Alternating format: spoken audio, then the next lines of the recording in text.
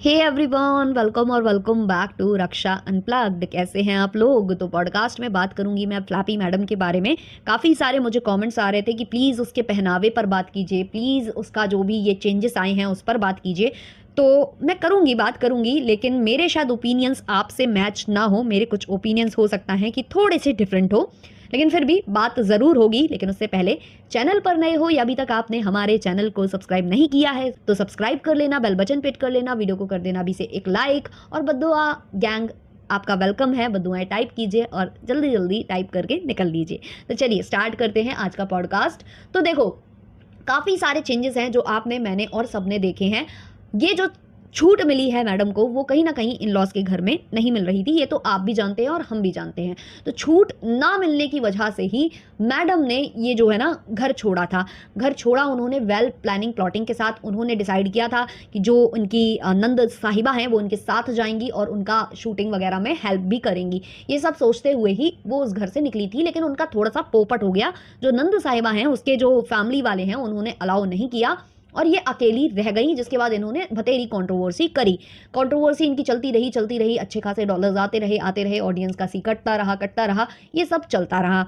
अब इसके बाद जब धीमे धीमे इनके व्यूज़ फिर से डाउन के कगार पर आए तो इनको लगा कि व्यूज़ भी बढ़ाने हैं और इनको अपने लुक्स में चेंजेस लाने थे। क्योंकि इन्होंने जो ये काम शुरू किया है, जो कि प्रमोशन का काम होता है, जो कि लगभग सभी करते हैं, तो इनको क्या है ना कि जब बाहर की हवा लगती है ना तो वो अलग ही तरीके की लगती है। तो जैसे जैसे ये लोगों से मिलती गई वैसे वैसे उनकी चीज़ें, उनका बिहेवियर ये अडॉप्ट करती गई। जैसे कि इन्होंने देखा कि जो लक्ष्मण भैया की पत्नी जी हैं वो करती हैं कुछ लेबल वगैरह का काम, वो कपड़ों का काम करती हैं, तो इनको वो करना था। हालांकि वो इनका हो नहीं पाया पॉसिबल, जिसकी वजह से ये घर से भी लड़कर निकली थी, वो नहीं हो पाया।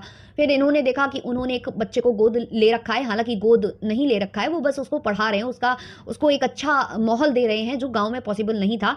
तो इनको लगा कि मैं भी एक बच्चा ड्रॉप कर लूँ, तो फिर वो ड्रॉप नहीं हो पाया। वो भी ऑडियंस ने उनको मना कर दिया और ये सब चीज़ें थी। फिर इन्होंने देखा उनके लुक्स में क्या बदलाव है, वो कैसे कपड़े पहनती हैं, वो कैसे हेयर स्टाइल रखती हैं। यहाँ से जो अंशु हैं उन्होंने भी अपने हेयर्स में जो है थोड़ा सा ट्रिमिंग वगैरह करा ली थी, थोड़ी सी क्या, अच्छा खासा उन्होंने बाल अपना काट लिया था। फिर वो वेस्टर्न ड्रेसेस और इंडियन ड्रेसेस, सारी ड्रेसेस वो पहनती थी।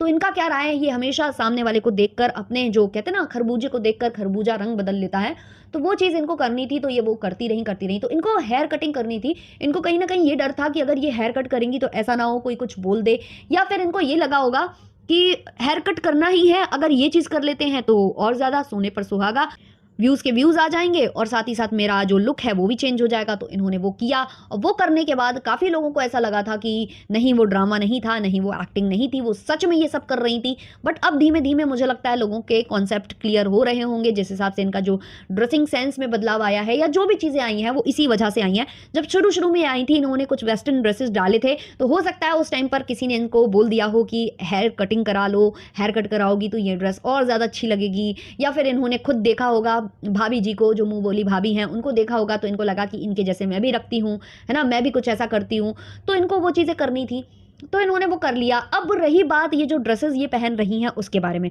तो देखो उसके बारे में मैं कभी किसी को कुछ बोलती नहीं हूँ। ड्रेसेस को लेकर मैंने हमेशा यही बोला है कि आप जिसमें कंफर्टेबल हो, आपको जो कपड़े अच्छे लगें आप वो पहन सकते हो। क्योंकि मेरा भी ड्रेसिंग सेंस ऐसा ही रहा है हमेशा।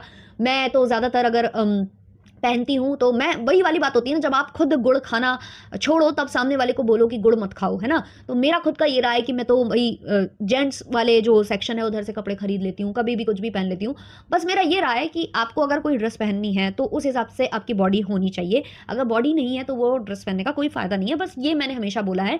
डिट्टो रानी को लेकर मैंने ये चीज़ें काफ़ी बार बोली हैं कि आप पहनना चाहते हो वेस्टर्न आउटफिट्स, कोई प्रॉब्लम नहीं, आप पहनो, कोई बात नहीं, लेकिन कम से कम ऐसे पहनो कि सामने वाला जो देखे तो थोड़ा सा मतलब ये ना लगे कि भाई ये कपड़े तुम पर अच्छे नहीं लग रहे, वो वाली बात रही है। तो देखो इन्होंने जो वेस्टर्न ड्रेसेस पहननी स्टार्ट की हैं उससे मुझे कोई प्रॉब्लम नहीं है, ये पहने ना पहने उसकी जितनी भी प्रॉब्लम अगर होनी चाहिए तो वो तो या इनको या इनकी फैमिली को होनी चाहिए। अगर उनको कोई प्रॉब्लम नहीं है तो हमें क्या प्रॉब्लम हो सकती है भाई। तो ड्रेसेस को लेकर तो मैं नहीं बोलूँगी, लेकिन हाँ मैं ये ज़रूर बोलूँगी, ये जो हेयर कटिंग का ड्रामा हुआ था ये सारा का सारा इसी वजह से हुआ था, क्योंकि इन्हें अपने लुक में चेंजेस लाने थे। इनको वेस्टर्न आउटफिट्स ट्राई करने थे और इनको शायद ये लगा कि हेयर छोटे होंगे तो वो और ज़्यादा फवेंगे, लेकिन ऐसा ज़रूरी नहीं होता है। भतेरे लोग हैं जिनके लंबे बाल भी होते हैं और वो लोग पहनते हैं। बस मैनेज करने के ऊपर है कि आप कितना मैनेज कर पाते हो। आप बड़े बालों को मैनेज कर पाते हो तो अच्छा है, बड़े रखो, अगर नहीं मैनेज कर पाते हो तो मत रखो, वो वाली बात थी। लेकिन इसके लिए इतना ड्रामा जो क्रिएट किया गया ना, जो एक ऑडियंस में भ्रांति फैलाई गई, जो एक सिंपैथी गेन करी गई, वो कहीं ना कहीं मुझे बहुत ज़्यादा खटकी है। खटकी मुझे ही नहीं, बहुत सारे लोगों को खटकी होगी, क्योंकि उनके इमोशंस के साथ यहाँ खिलवाड़ किया गया सिर्फ और सिर्फ एक लुक चेंज करने के लिए। अब जैसे इन्होंने टैटू करवाया, उसके पहले भी इन्होंने काफ़ी भूमिका बनाई है कि मैं अब जीना चाहती हूँ, अब मैं अपनी ज़िंदगी खुलकर जीऊँगी, अब मैं ये करूँगी, अब मैं वो करूँगी। तो क्या होता है ना, चोर की दाढ़ी में होता है तिनका।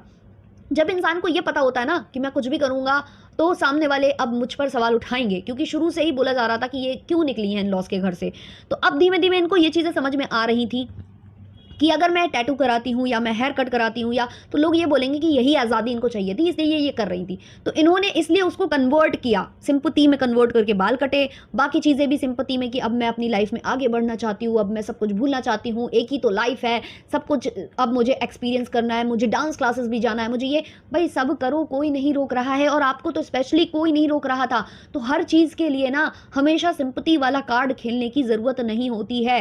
लेकिन आप लोगों ने बिल्कुल ये बना रखा है कि मैं कुछ भी करूंगा या करूंगी तो ऑडियंस को, मतलब मैं मैनिपुलेट करके करूंगी, ऑडियंस से मैं सिंपैथी गेन करूंगी, ऑडियंस को मैं इमोशनल फूल बनाऊंगी, ऑडियंस को रुलाऊंगी बैठ के, और बाद में खिखी करके हंसूंगी अंदर ही अंदर कि कैसे ये बेवकूफ़ लोग हैं जो मेरी हर एक बात में आ जाते हैं, हर एक बात में ये पिघल जाते हैं, हर एक इमोशन के साथ ये बह जाते हैं। जब अंशु ने अपना हेयर कट किया था एक प्रमोशनल वीडियो के लिए, तो बहुत सारे लोगों का ऐसा कहना था कि तुम्हारा कौन सा पति मर गया है जो तुम बाल काट रही हो। तो पहली बात कि पति के मरने पर कोई बाल तो काटता नहीं है, अब वो जमाने गए, अब ये सब तो नहीं होता है।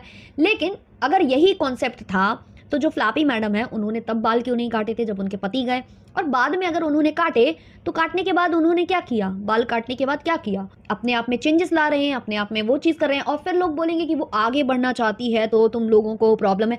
किसी को कोई प्रॉब्लम नहीं है, बट आगे बढ़ने का जो तरीका है ना उससे प्रॉब्लम है।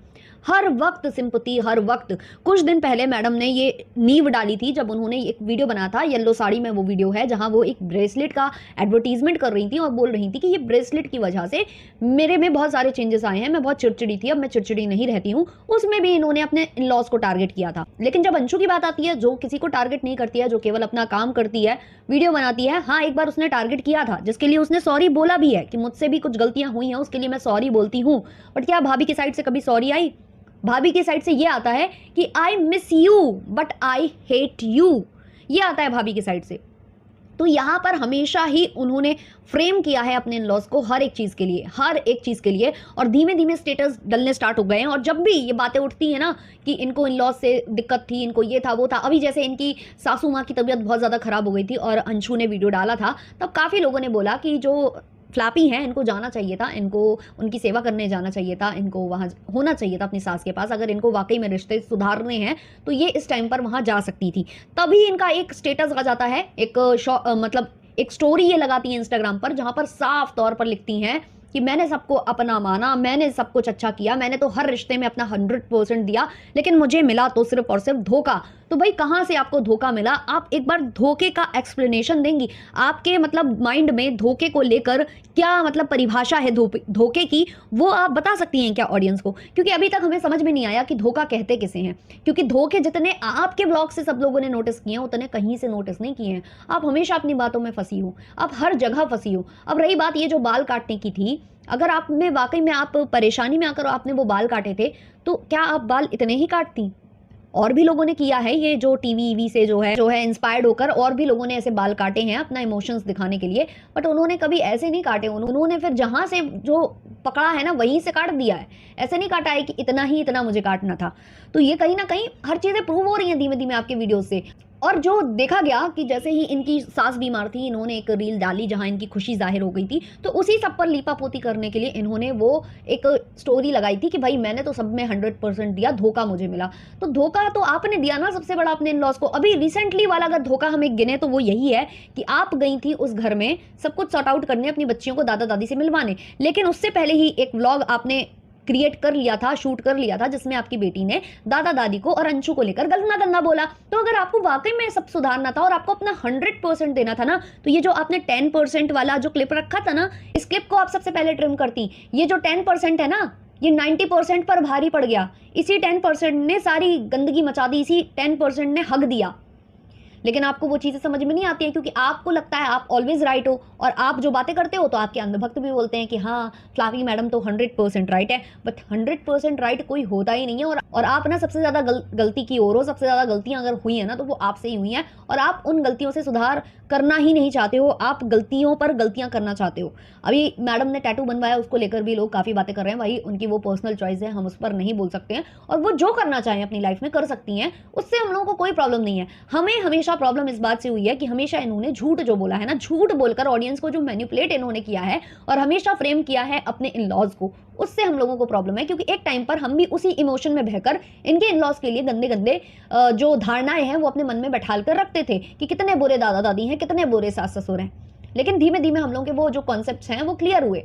तो अब वैसे ही और भी ऑडियंस अभी उसी झांसे में बैठी हुई है, तो उसी चीज़ को लेकर हम लोगों को प्रॉब्लम है। बाकी ये अपनी लाइफ में बाल कटाती हैं, बॉब कट करती हैं, ब्लंट कट करती हैं, या फिर स्ट्रेटिंग कराती हैं, आई लैशेस लगवाती हैं, फेक नेल्स लगवाती हैं, हमें कोई लेना देना नहीं है। टैटू बनवाती हैं, हमें कोई लेना देना नहीं है।